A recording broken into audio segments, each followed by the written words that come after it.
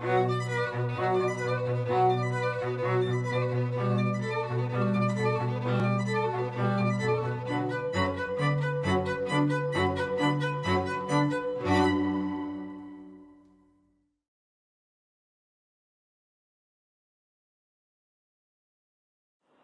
dit au monde que la religion était à son déclin. Et à l'aide de cette nouvelle merveille, le monde verra les grandioses triomphes de l'Eucharistie et de Marie.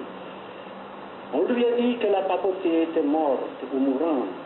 Et il verra les foules déborder de toutes parts de l'immense place Saint-Pierre pour recevoir la bénédiction du pape et pour entendre sa parole.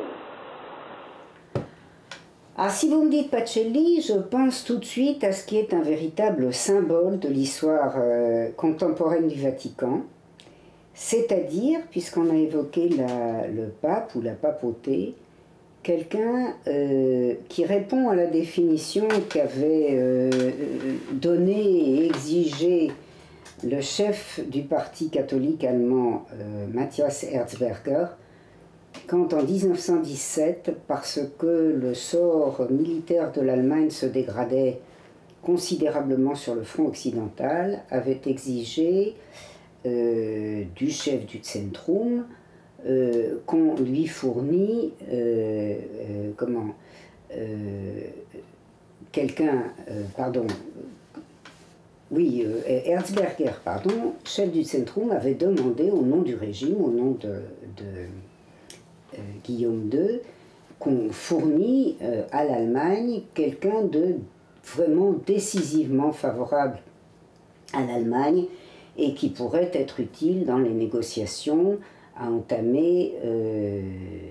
compte tenu de la situation militaire dégradée. Pour parler clair, il s'agissait d'essayer de sauver la mise à l'Allemagne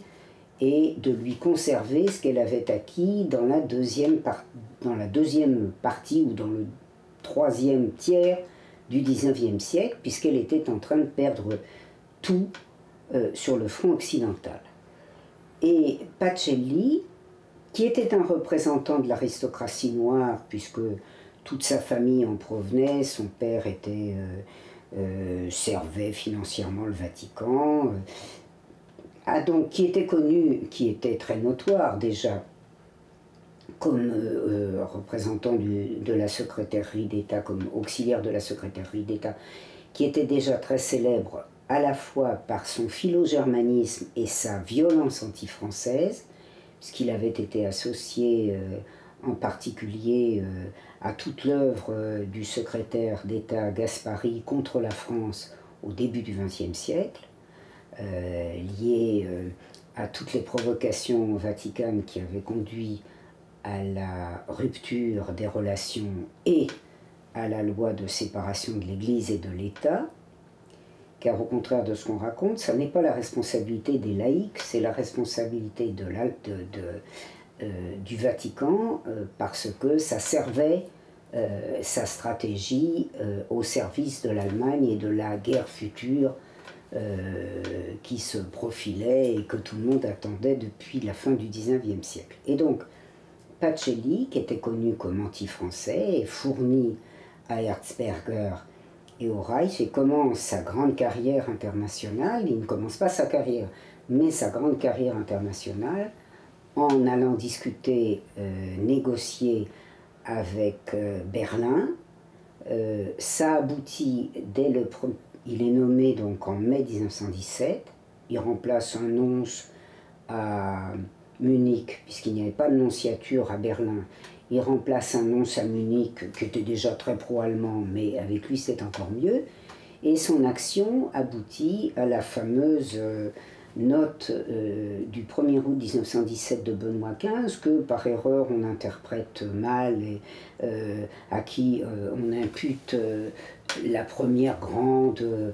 entreprise, initiative humanitaire, pas du tout. C'est une entreprise destinée à sauver la mise à l'Allemagne. Et à partir de cette expérience,